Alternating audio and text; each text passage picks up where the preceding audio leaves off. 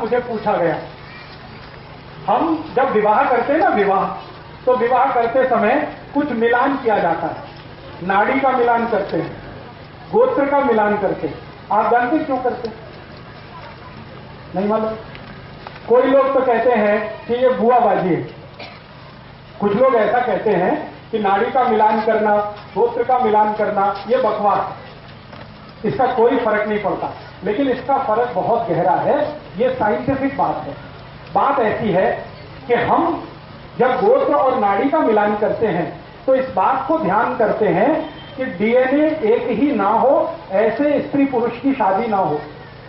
एक ही DNA group वालों की शादियां अगर हो गई तो जिंदगी भर संतान का त्रास रहेगा। एक ही डीएनए ग्रुप में, डीएनए के ग्रुप हैं और वो ग्रुप अगर एक ही जैसे हैं, नजदीक नजदीक का बहुत अंतर नहीं है, उनमें आपस में शादियां हुई तो एक तो संतान होगी नहीं, हो भी गई तो मतिमंद होगी, विकलांग होगी, कमजोर होगी, बुद्धि से बिल्कुल कमजोर होगी, शरीर से कमजोर होगी और संतान जीवित नहीं रहेगी, ज्यादा दिन जल्दी मरेगी। अगर एक ही ब्लड ग्रुप के नजदीक वालों की शादियां हो गई तो जब हम नाड़ी और गोत्र देखते हैं तो उसका इसी बात का ध्यान रखते हैं, एक ही नाड़ी और एक ही गोत्र में शादी इसलिए नहीं करते हैं ताकि डीएनए एक ना हो। डीएनए एक होने के चांसेस तभी हैं जब नाड़ी एक हो और गोत्र एक हो तो 100% ब्लड ग्रुप एक हो जाता है, इसलिए यह ध्यान रखा जाता है। तो हमारे बुजुर्गों ने एक परंपरा बनाई, विवाह करने के पहले नाड़ी का मिलान करना, गोत्र का मिलान करना, वो परंपरा बहुत साइंटिफिक है। अगर उसका ध्यान रख के आप शादियां करते हैं तो आपकी संतान अच्छी होगी, नहीं ध्यान रखा है तो बहुत तकलीफ होगी। अब आजकल हमारे देश में क्या हुआ है, प्रेम विवाह बहुत होने लगे, लव मैरिजेज होने लगे, उसमें ये कोई ध्यान रखता नहीं, ना नाड़ी का ना गोत्र का, और सब लोगों को ये त्रास है। वो आते हैं मेरे पास, ज्यादातर प्रेम विवाह वाले एक संतान नहीं हो रही है, 10-10 साल से परेशान। फिर मैं कहता हूं जरा ब्लड चेक करो, तो ब्लड चेक करते हैं तो पता चला एक ही दोनों का ब्लड ग्रुप है, तो हो ही नहीं सकती संतान, कितनी भी कोशिश करो।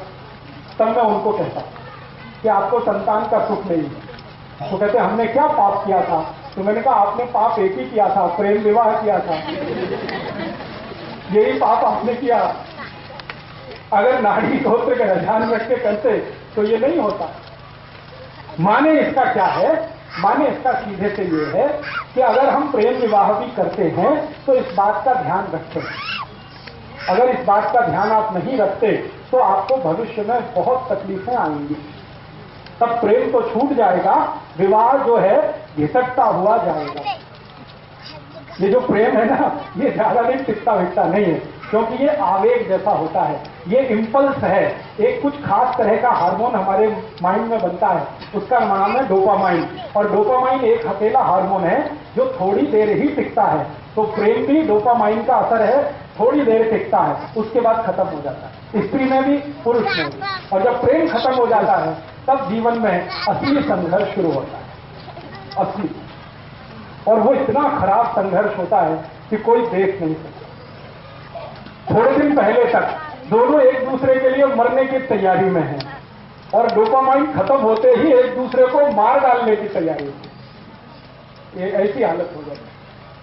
एक दिन पहले तक या 2 दिन पहले तक या 5-10 दिन पहले तक किसी स्त्री को उसका पुरुष और किसी पुरुष को उसकी स्त्री दुनिया का सबसे सुंदर, इससे ज्यादा सुंदर तो हो ही नहीं सकता, और 5-6 दिन के बाद ही दुनिया का सबसे कुरूप चेहरा वही है जो उसकी अपनी स्त्री है या उसका अपना पति है। ये सारा खेल डोपामाइन का है। तो प्रेम विवाह जो होते हैं ना, इनमें मैंने अक्सर देखा कि विवाह होते ही प्रेम थोड़े दिन में फना हो जाता है, खाली विवाह रह जाता है, लव चला जाता है, मैरिज रह जाती है, और वो ऐसी घिसटती है जैसे एक टांग का आदमी घिसटता है। तो आप जीवन में कोई फैसला करें तो किसी आवेग में ना करें, मेरा ये कहना। एक डॉक्टर की नाते मैं आपको सलाह दूंगा कि कभी भी जब आपके मन में इंपल्स बहुत ज्यादा हो तो कोई फैसला मत करिए, क्योंकि फैसले के गलत होने की शक्यता सबसे ज्यादा है। इंपल्स बहुत है तो एक बात याद रखिए, डोपामाइन नाम का हार्मोन बहुत है, और ये हार्मोन है विवेक को खत्म कर देता है। विवेक काम ही नहीं करता, विवेक काम नहीं करेगा फैसला गलत होगा। फैसला गलत होगा, जीवन भर आप पछताएंगे कि हमने एक समय पे छोटा सा गलत फैसला किया, उसका दुष्परिणाम जीवन भर भुगतना पड़ा। तो ये आप मत करिएगा।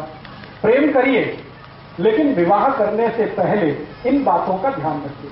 मैं ये नहीं कहता कि प्रेम मत करिए, प्रेम तो बहुत आवश्यक है जीवन को आगे बढ़ाने के लिए, ले जाने के लिए, लेकिन प्रेम का आवेग खतरनाक है। प्रेम खराब नहीं है, उसमें जो आवेग है, इंपल्स है, वो बहुत खतरनाक है। उसको ध्यान रखिए, आपकी संतान के विषय में सोचकर, देश और समाज और धर्म के विषय में सोचकर। ठीक है, अभी एक दो प्रश्न आ गए।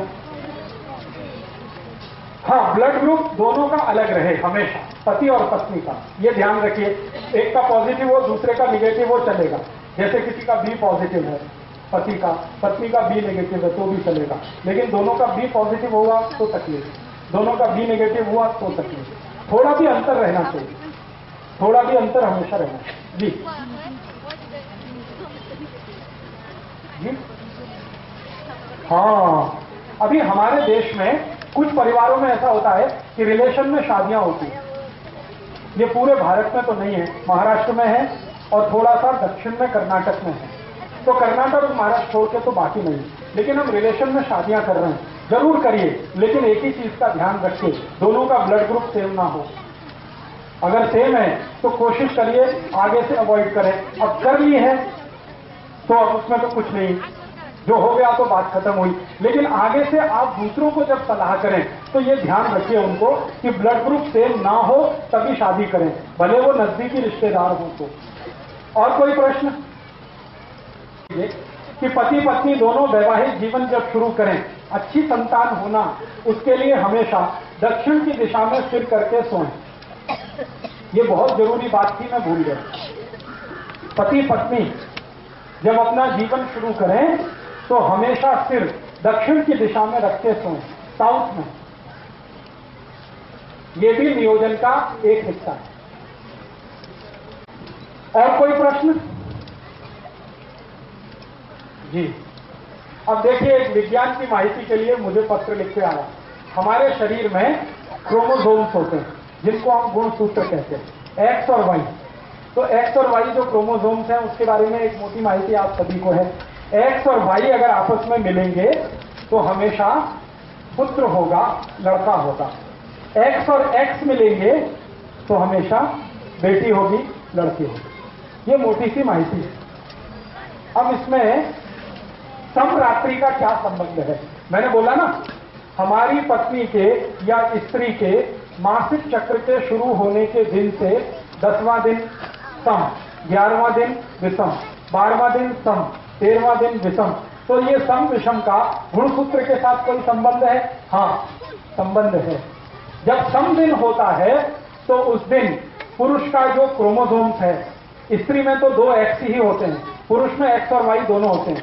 तो पुरुष का जो वाई क्रोमोसोम्स है वो बहुत पावरफुल होता है सम वाले दिन पर, इसलिए पुत्र होने की शक्यता सबसे ज्यादा है। और विषम वाले दिन पर एक्स क्रोमोसोम्स बहुत पावरफुल होता है पुरुष का, इसलिए बेटी या पुत्री होने की शक्यता सबसे ज्यादा।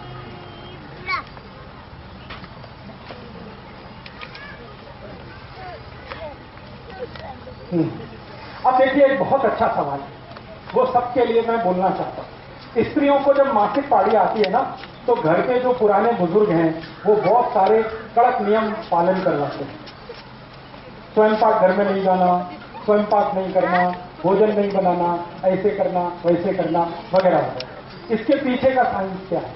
इसके पीछे कुछ खास बात नहीं है, एक ही बात है कि जब स्त्री को मासिक पारी शुरू होती है तो उसके पूरे महीने का सबसे महत्वपूर्ण समय वो है, सबसे महत्व का समय।